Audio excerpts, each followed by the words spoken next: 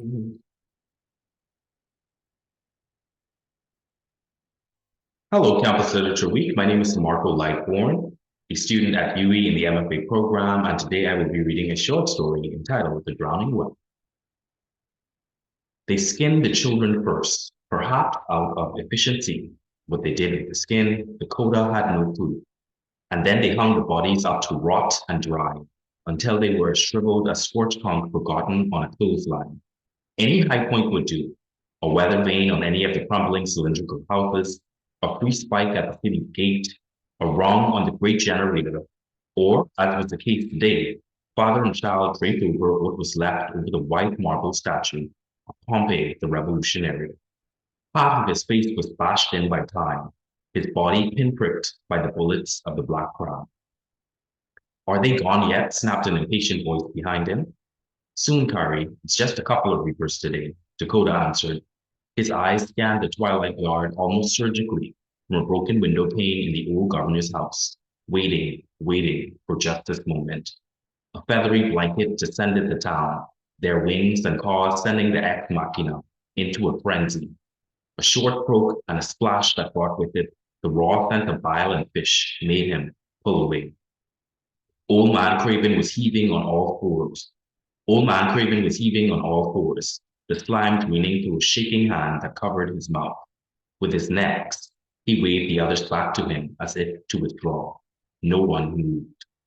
He dug his hands into a driftwood table covered with scrolls, only to crash fully into it under his immense weight. When he found his footing again, he grabbed the arm of a stick of a wife, cupping her splotchy face, shaking her clumsily. We have plenty of food. The orphans always find something. A belly full is a belly full. Out there? No, no, no, no. We stay. Her voice quivered and her eyes skidded all over the room, yet she seemed to be talking to no one in particular. Dakota bit his lip. A belly full is a belly full, eh? He thought. While the elders hid away in the bunker below the well, it was his gang of scavengers who kept them from starving.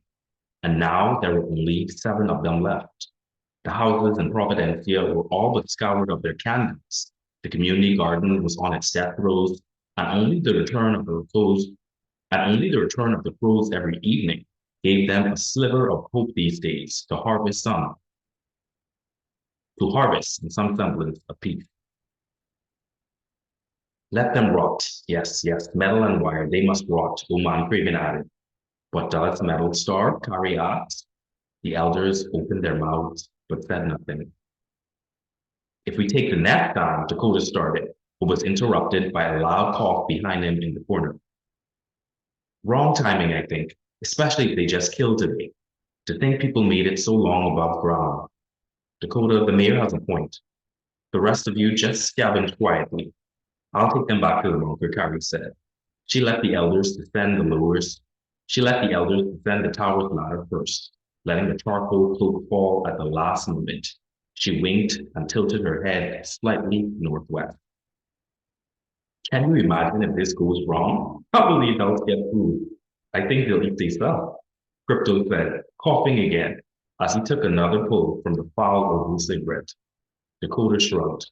The elders had put them in this mess in the first place.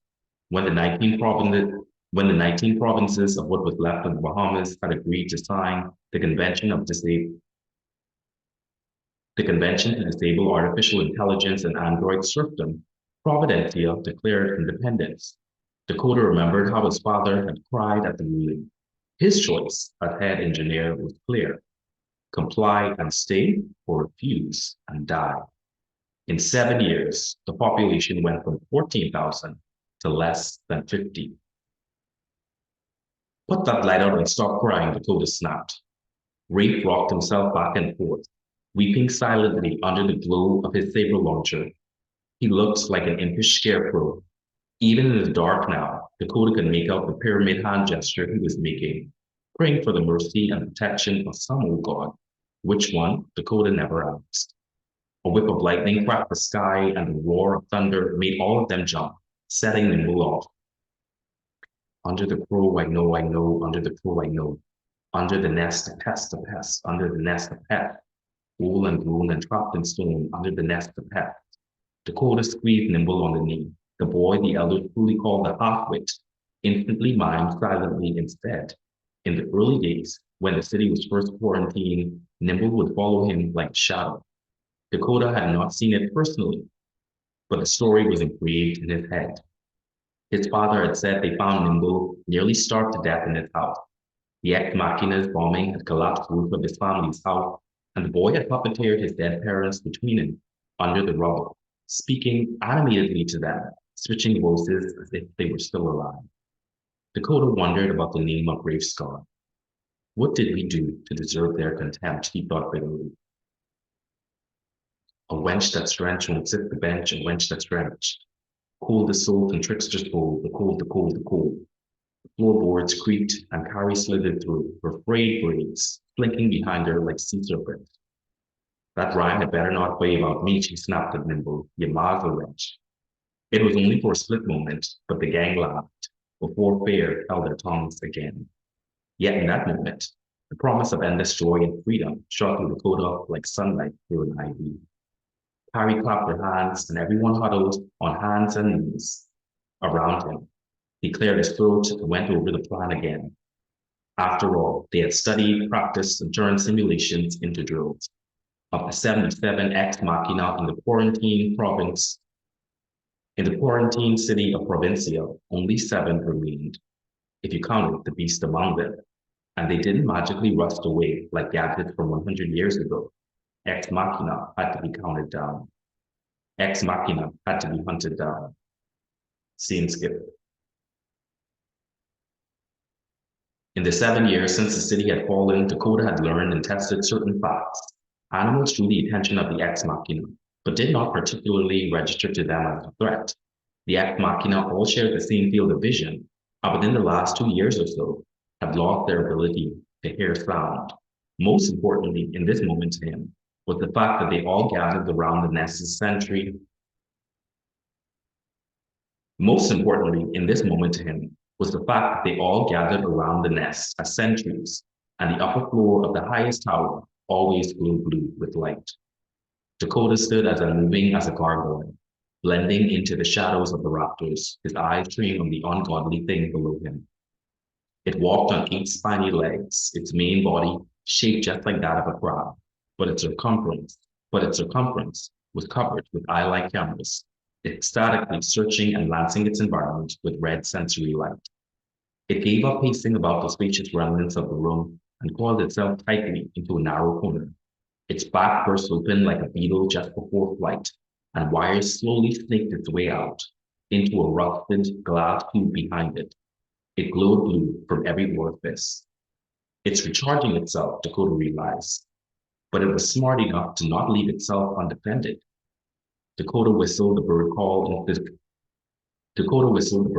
into the communal link tattooed on his wrist.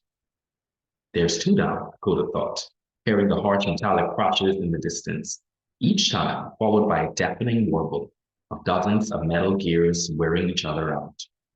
He slinked his way through the remnants of the technology core's lab, dodging behind desks and overturned tables, building up the nerve. Somewhere nearby, too close for comfort, there was another metallic crash. How many timid skirmishes had they had with the god of the machine?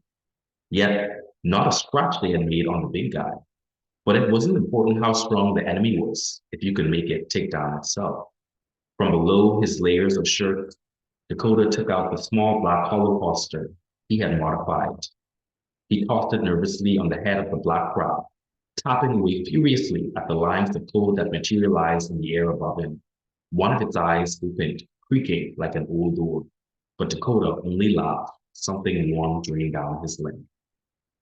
But when a reaper crashed before him, twice as tall as any man should be, with steel of skin and sights for hands, he was paralyzed from the wrist down. Fingers still feverishly coding, while every molecule in his body inhabited the tundra.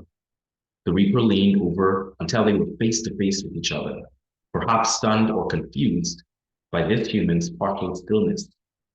On its face were patches of dead skin.